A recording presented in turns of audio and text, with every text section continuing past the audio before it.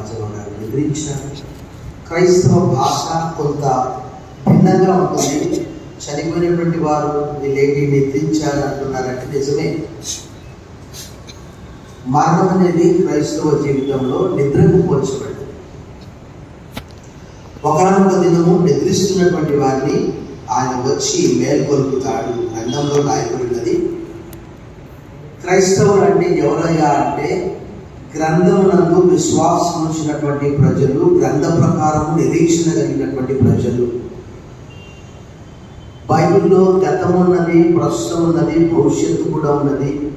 మనం పుట్టినప్పటి నుంచి మానవుని యొక్క జీవితం ఎలా సృజించబడ్డాడు, చనిపోయిన తర్వాత ఏమవుతాడు అనేది కూడా గ్రంథం రాయాలి. మానవుని దేవుడు ఎలా సృజించాడట? మట్టితో సృజించాడు. ఆదికాండం 2:7 రాయబడింది. ఆ మట్టితో సృజించిన తర్వాత దేవుడు తన జీవాత్మను ఊపిరి ద్వారా తనలో ఊదినప్పుడు నరుడు జీవాత్మాయను అనే మాట కూడా రాయబడింది ఆదికాండం 2:7. అలాగూ మనిషి మట్టితో తయారు చేయబడినటువంటి వాడు. కాబట్టి ఆదాముతో 3వ అధ్యాయంలో ఏమన్నాడు? నీవు మన్ను కనుక మరలా అయిపోతావు. నిజమే. మనం ఎవరినైనా ఎంత జాగ్రత్తగా లోపల సిమెంట్ చేసి పెట్టెలు పెట్టినా కూడా నెమ్మదిగా ఒక 3 మాసాలకు, ఒక 4 మాసాలకు నెమ్మదిగా ఏమైంది? బాడీ అంతా కూడా డీకంపోజ్ అవుతాం, చీకిపోతాం. చివరికి మిగిలేది ఏంటంటే ఎముకలు. కానీ బైబిల్ గ్రంథం తెలియజేస్తున్నది, మీరు యెరూషలేము యొక్క బొమ్మ చూసినప్పుడు, చిత్రపటము, అక్కడ ఏముంటాయంటే మొత్తం సమాధులే ఉంటాయి. అది క్రైస్తవ నిరీక్షణ. కేవలం విశ్వాసం ఉంచడం వల్ల యేసుప్రభువు చెప్పినటువంటి మాట అనేక మంది నమ్మకపోవడానికి గల కారణం ఏంటంటే వారికి ఇష్టం లేక వాళ్ళలో ఉన్నటువంటి పాపాన్ని బట్టి.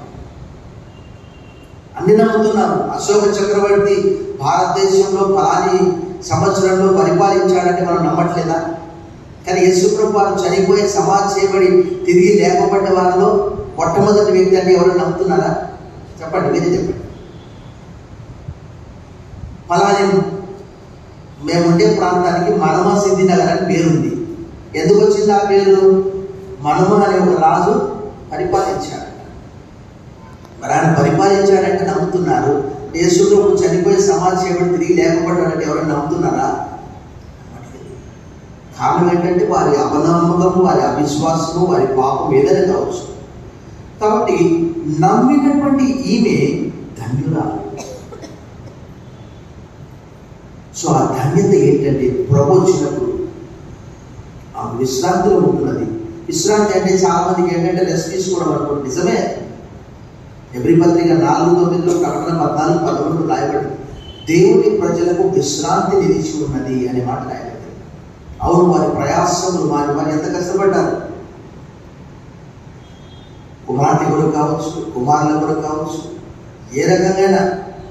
ఈ మధ్యలో తను మందిరానికి దాదాపు 3-4 నెలల నుంచి బాగాలేదు, రావట్లేదు.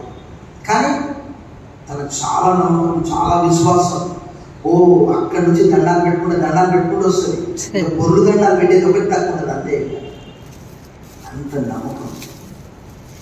ఆ కుమార్తె ఇద్దరు కూడా, వెంకటేశ్వరులు కూడా వారి అతను బాగా చూశాడు.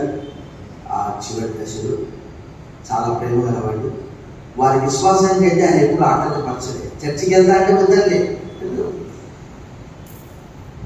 సో వారు అంటే దీర్ఘాయుష్యత ఆశ్రయించబడ్డారు.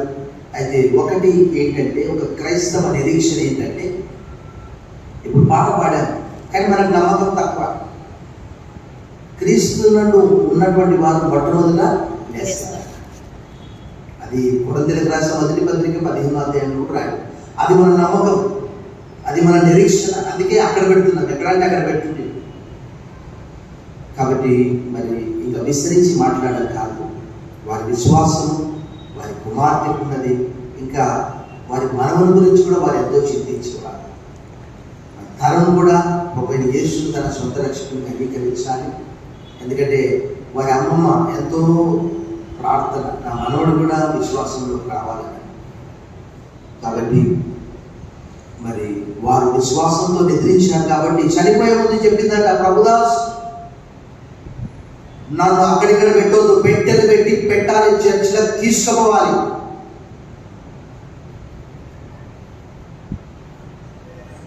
చూడండి, వాళ్ళ అల్లుడికి బిడ్డ సంగతి ఏమో కానీ ప్రభుదాస్కి చెప్పేసిందట.